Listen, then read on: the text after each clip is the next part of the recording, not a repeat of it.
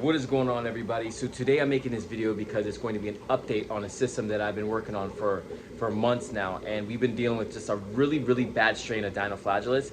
It's been all over the sand, all over the rock, irritating corals, especially the soft corals, and it's just been really ugly. I'll show you that video in a second just to show you how bad it's been. And it's just been driving us crazy, and it's been really tough to get rid of. I'm happy to update that we have some major changes in the system right now, and I cannot wait to show you. I'm also going to show you the tool that we use to be able to get rid of the dinoflagellates. All right, so if you watched my videos in the past, you know that this is what we use to fight brown algae, sodium silicate, more specifically dinoflagellates. Now, this is a tool that we use on more extreme cases of dinos. Cases in which like coral are starting to be affected, inverts are starting to be affected, and it's just not going away naturally. We use sodium silicate, so I'm going to give you a quick rundown on how this works. Okay, basically you dose the sodium silicate, you mix it with RO water very thoroughly, you dose to your tank, or you can put it in a doser, ATO, whichever works for you, and it basically works by feeding the diatoms in your tank, therefore getting you a boost of diatoms, and that also helps get you a boost of copepods and other like little cool critters in your tank. And that boost of diatoms helps combat or starve out the dinoflagellates. So basically you're getting more diatoms in the system, and that's out competing the dinoflagellates in your system. Now, it doesn't happen overnight, it does take time, and you will see a boost of that powdery brown stuff that's on your glass, but it's not that slimy, gross, brown algae that you normally will see. But we dose the sodium silicate in the tank, and this helps create more diatoms in your system, which will outcompete your dinoflagellates. And once you get rid of your dinos, then you're able to kind of wean off this stuff, and eventually the diatoms will even out on their own. A lot of little critters in your tank like those extra those diatoms. Snails, copepods, things like that will eat the diatoms, as they won't eat the dinoflagellates because they are, they get off a bit of a toxic byproduct. Now, if you want specific measurements on what to use and how to go about it, I would suggest going on some reforms. I don't really like giving that information out just because it's kind of a lot of trial and error that you got to do. There's plenty of information out there. I would suggest looking into that and then trying it for your own tank. We've kind of switched up our dosage according to the system, and we've kind of tried to push the limits too. So we've been kind of experimental on this, and we have not seen any bad results from it. For the most part, it's been worked really well for us, and it's like I said, it doesn't happen overnight. This is a process, and that's why having a doser for it works really well, or even putting in your ATO. But it definitely works getting rid of brown algae. More specifically, dinoflagellates. It really helps get rid of your dinos. Big difference. Fish delivery, Naoko wrasse, couple fairy wrasse, sailfin tang, Lamarck angel. Gonna feed some brine shrimp. Everybody's looking pretty spry, hungry. It's a good sign that they're eating already. They just got acclimated. Over here, more wrasse. Midas Blenny in the corner. Let's see if these guys will eat. I know they're getting jealous watching their buddies over there eat. A little bit of brine for them. See how long it takes them to figure it out. I love the Naoko wrasse. That's such a pretty fish. It's got that one right there. It's got the bright red with the yellow streak down the side. Love it. And of course the Midas Blenny are always a popular fish. Ooh, down here, look at this. Got a bunch of chorus wrasse. These guys are awesome. Now, this is just a temporary situation for them. This is their pre-quarantine, just to get them acclimated, get them fed. They will go into a tank in their quarantine system that will have sand. So don't feel bad for these guys. We know that they need sand, but right now when they get their initial meds, they're gonna have to be a little bit, they're gonna have to tough it out. We want to get them acclimated, we want to get them fed. You can already see that they're eating pretty good, they're active, they're moving around. But when they do get in their own 29-gallon tanks and they go through more of their observation phase, they will have sand, so they'll be comfortable, they'll be fine. But for right now, for the introductory phase, no sand. We want to make sure they're going to get their meds, and it's more important to get rid of any type of disease that they might have than anything. and they are active and they're eating, so that's a big plus. We'll probably put some PVC in there to help break up the sight lines. Up above here we have 2 copper band butterfly fish. Looking good. And then what do we have over here? Some type of bristle-tooth tang. Everybody's a little shy, camera shy, understandably. They just got here. Really pretty. Copper bands are such a pretty fish. This guy's a little curious. Look at him.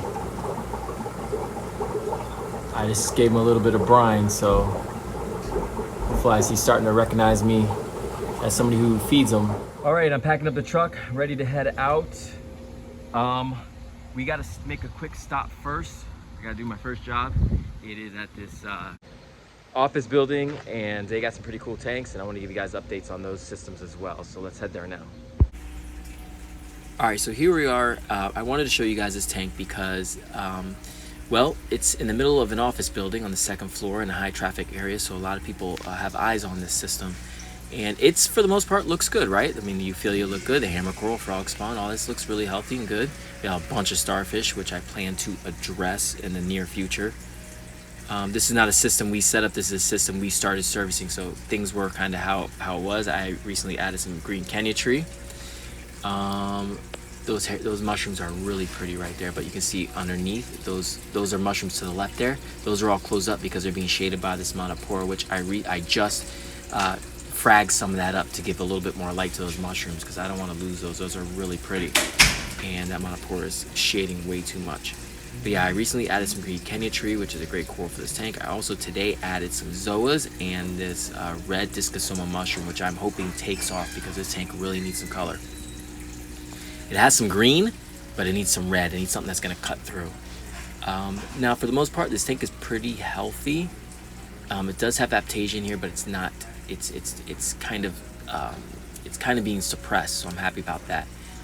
I just was wondering if you guys have any ideas of other easy coral, low maintenance corals to put in here. We're on a strict budget, so it can't be anything too crazy, too expensive. Monopora is doing good in here, although this monopora is not incredibly bright, and it seems to be causing more problems than anything. But I'm wondering if we should remove the monopora and then give all this area some more light, because right now it's all being shaded. So if we give that more light, we can get some other corals in here. So we got enough green in here. We need some other colors. What do you guys suggest? Also downstairs, a couple of videos ago, I added this blue throat trigger, and I wanted to give you guys an update. He is doing great. A little bit of a scaredy cat, still getting used to his surroundings, but he's got a big old home now, a huge system that he can roam about. Just take a look at this tank. Big old tank. Got free roam of the tank. Gets fed well. This is right in our lobby. People love to look at this system. So he's got a great home right now. Alright, so the whole reason why we're here, I wanted to show you this tank. This is the before. This is what it looked like. Look at all the dinoflagellates in the system on the sand. We take samples out of here constantly and look at it under the microscope. All different types of dinoflagellates. There was some diatoms in there too, but this was absolutely giving us a nightmare. And zoanthids were dying. It seems like zoanthids are really susceptible to dinoflagellates toxin or whatever that they produce. And yeah, we were losing pallies even, zoas, nothing was surviving. Snails, some of the snails were being affected. And this isn't even as bad as it was. This is just one of the random videos I took of it. But this is what we were dealing with. It's just it was mainly in the sand. There was some on the rocks. You can see the star polyps being irritated by it, not fully out. But it was mainly in the sand bed. And this has been a battle we've been fighting for months. And we knew it was going to take a bit, and it was a stubborn algae. But here we are today, and we have made some major progress here. The sand bed is actually... the tide has turned. We got a nice clean sand bed. Yeah, there's some sprinkling of diatoms, but there's no more dinoflagellates in the sand bed. I'm gonna grab a sample just to make sure. I'm sure there's a few, but this is a win. This is a big win that we needed. The sand bed is clean. As we wean off the sodium silicates, the diatoms will subside, but I couldn't be happier with the results. And the coral all look great. Now, I recently had to take some aptasia eating filefish out of here because this tank also, when we got it, had tons of aptasia. So we put some aptasia eating filefish along with some peppermint shrimp, And Aptasia eating filefish absolutely went to work and got rid of all the Aptasia in the display. But the problem was they ate this acan almost to a nub, and this thing, after what 2 weeks, it's like almost completely healed. That's a rainbow acan. That's a very expensive coral. I'm glad to see that coming back. This little Midas blenny sticking his little head out. That's awesome. Such a cool fish. I love these guys. But I'm loving the progress of this tank, because not only did we have Aptasia on the display, we got rid of that, but we had that big, nasty, slimy brown dinoflagellus in the sand bed, and it's looking really good. Now that we took the Aptasia eating filefish out here because they started messing with the coral. Oh, look at the star polyp. See how it's coming out now? The polyps are out. They're not retracted anymore. Now the leather coral is still a little irritated right there, but I think it's going to shed and it'll be fine and it'll grow. And it'll be just fine.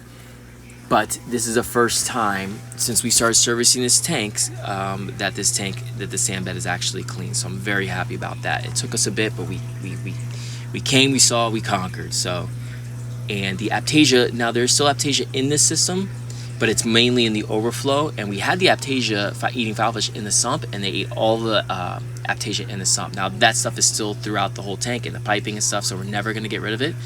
But I'm hoping that the peppermint shrimp from now on, now that the majority of it's gone, can maintain and keep that Aptasia at bay. I can see there's a little bit of Aptasia in the back there.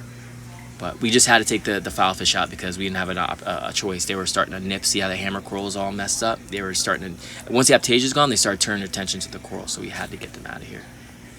But yeah, I'm really happy with the way this has come out. Now, not only did we dose the sodium silicate, which I attribute to success of the sand bed being clean, but we also added some Babylonian snails, which I will show you guys in a second. I highly recommend them for your sand bed. They are amazing. Bump the sand sifting starfish. Don't do them. They eat, they're just gonna make your brown algae worse. They eat all the beneficial stuff in your sand bed, and that's not what you want. You want those critters in your sand bed to help combat all the other bad algae that your system will have. Babylonian snails are the answer. Do not get sand sifting starfish if you have brown algae in your sand bed. That's a big no-no. It's just gonna make things worse. But yeah, overall, I'm very happy now. We got some beautiful fish in the system. We can start putting coral back in here. Customers happy. Victory. For the filefish that were in that customer's tank right here that were eating all the coral, causing damage. The culprit's right here. That's okay. We'll find them a new home and they'll continue to eat Aptasia in other people's tanks. Long term, these guys aren't the best fish to have if you want to keep a full mixed reef tank. But they did what they needed to do, and the display no longer has to worry about Aptasia. Hopefully the peppermint shrimp can keep up. So here are the dove snails I was talking about right here, or the Babylonian snails. They're basically like big Naceris snails. This is a medium-sized one. They get much bigger than this. And they are very fast and very active. So anytime you put food in the water or anytime they want to move, they are constantly stirring up that sand.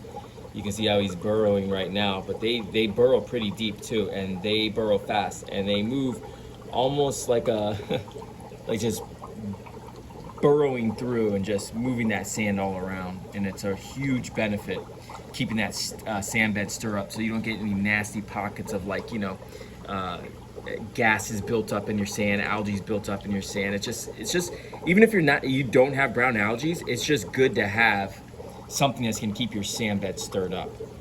And Naceris, an army of Naceris snails is really good too, but these guys are so much bigger, they're going to disturb so much more, and they're stronger. Highly recommend.